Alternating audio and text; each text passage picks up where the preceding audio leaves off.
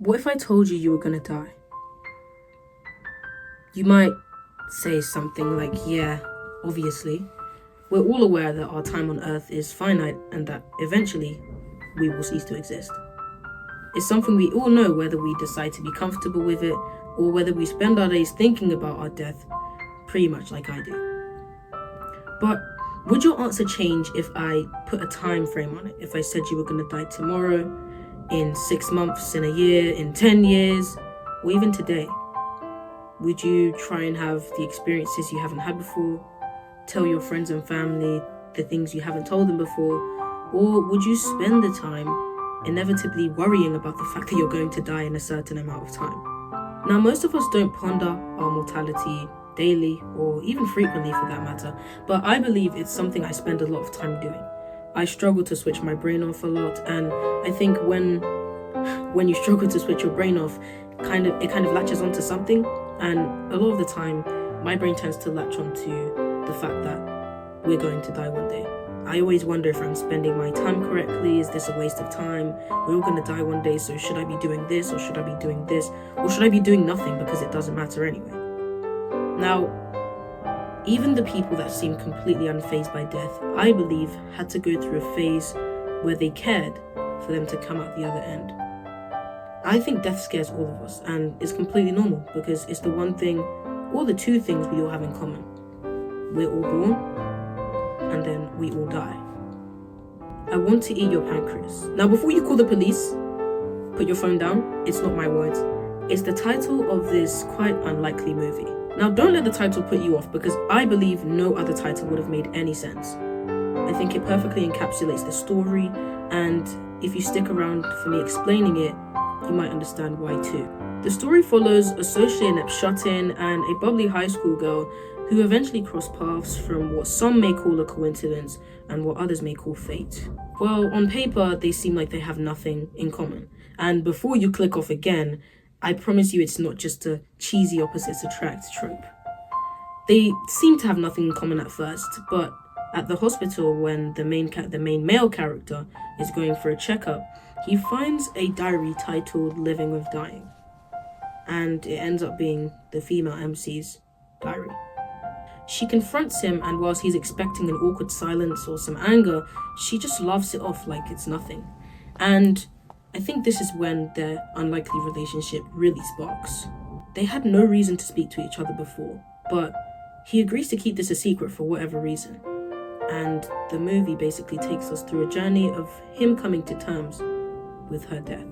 Over time, they build a relationship which I don't believe could be described by love, infatuation, romance, friendship. And as cheesy as it sounds, they build a relationship that almost transcends language. I've described a lot so far, and you're probably still wondering about the title. So in summary, it comes from an ancient practice that if you were sick or you had a specific organ that wasn't functioning properly and you were ill, you would eat the diseased organ from yourself from another animal. So if you had a failing heart, you might eat like a pig's heart or a cow's heart. And as you can guess from that, her pancreas is essentially failing. In ancient times, they believed eating this organ would cure them. So the title follows this same theme, and although terminal illness is a pretty played out trope in romance books, novels, movies, shows, TV, whatever you want to call it, I think this title itself kind of shows us that I Want to Eat Your Pancreas tackles this topic with a completely different mindset. The way they do it, the two main characters each have a quality that the other doesn't. Now, I don't think this is necessarily an opposites attract thing, but rather they complete each other, as cliche as that still sounds. They both envy each other's qualities and try to become more like one another without changing their fundamental being too much. Male MC envies Sakura's ability to be interested in people, and the female MC envies the male MC's ability to just exist without having other people to reflect that. And I think this is exactly what makes their connection stronger, because he chooses to have her in his life. He doesn't do it because he has to or because he feels the need to connect with her, but he wants to connect with her. They never label their relationship as a romance, a friendship, or even just an acquaintance. Sakura, the female MC, just describes them as close. In fact, we don't even learn of the male MC's real name until the very end. The character development, in my opinion, is handled absolutely flawlessly. The male MC, never really changes who he is as a person. He doesn't stop being introverted, but he stops believing that there's no need for other human connections outside family. The female MC, Sakura, also realizes that she doesn't need people to reflect her.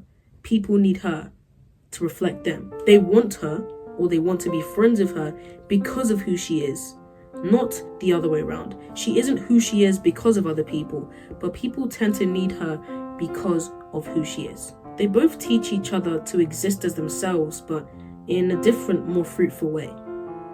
The MC, like I said, never stops being introverted, and Sakura never stops being bubbly, but their beliefs about themselves change. In the end, we all know Sakura's gonna die, but it begins to feel like she will exist forever. And I believe this story makes you feel like the male main character. You know she's gonna die from the start. That's an inevitability, but the more you get to know her, it's almost as if she's gonna live forever. And to prevent her from meaning something to him, he never uses her name. And in the end, it doesn't help at all.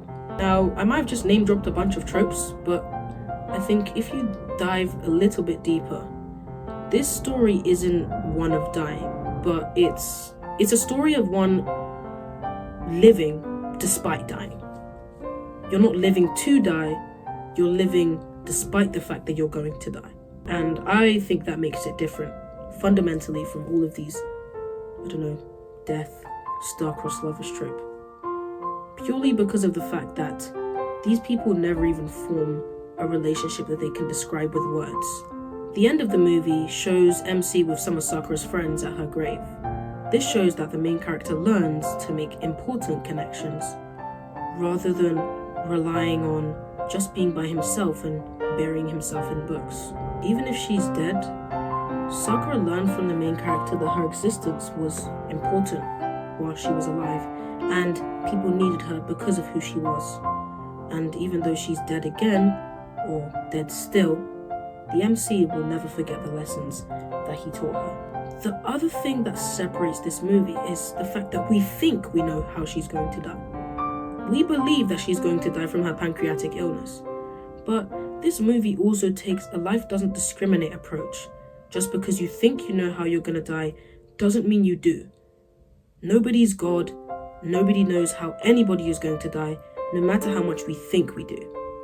She doesn't even die from her illness.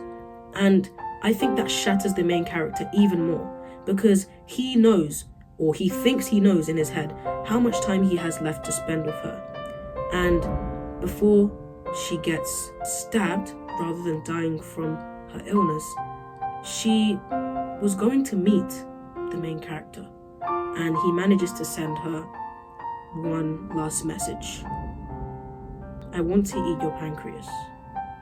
And fortunately, it reached her in the end.